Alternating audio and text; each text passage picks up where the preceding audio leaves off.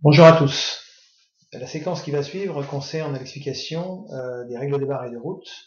Et cette planche est particulièrement importante puisqu'elle résume la façon dont les navires ou le navire en route de collision doit réagir.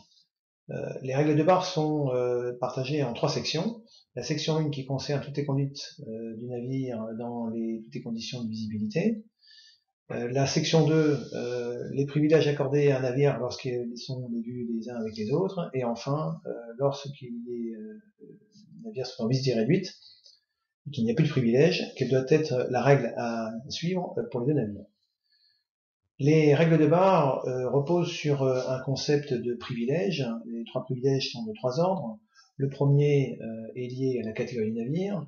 Le second est lié au secteur dans lequel les navires vont se croiser. Et le dernier est en fonction de l'environnement dans lequel il navigue. Ce concept repose sur une notion de visibilité, donc deux cas. Section 2, les navires sont revus les uns des autres, et dans ce cas-là, les privilèges sont accordés à un certain type de navire. Ou enfin, la visibilité est réduite, et dans ce cas-là, il n'y a plus de notion de privilège, les deux navires doivent manœuvrer, c'est ce qui est décrit dans la section 3.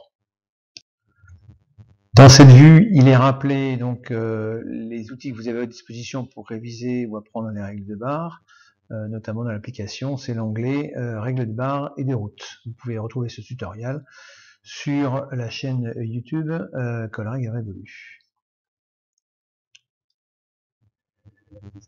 Première règle de la section 1 qui définit la responsabilité. Alors, cette règle est très importante et très large de sens, puisque elle définit l'engagement et la responsabilité, certes, du capitaine et son équipage et des officiers notamment qui sont en charge du quart, mais également une notion importante où il définit la notion de responsabilité du propriétaire.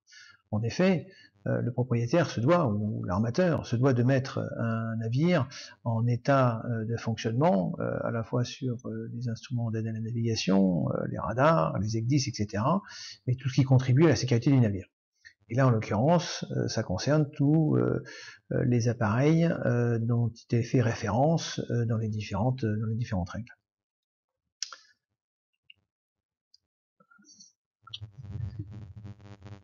Il est important de préciser que, en termes de responsabilité, elles sont extrêmement larges, ces responsabilités, et qu'en aucun cas, on ne peut invoquer le fait qu'un navire, par exemple, ou qu'une administration ait mal défini une certaine réglementation et que le chef du quart, le commandant, puisse avancer le fait que, ben voilà, je me suis échoué alors que la balise aurait dû être ici puis qu'elle ne l'est pas.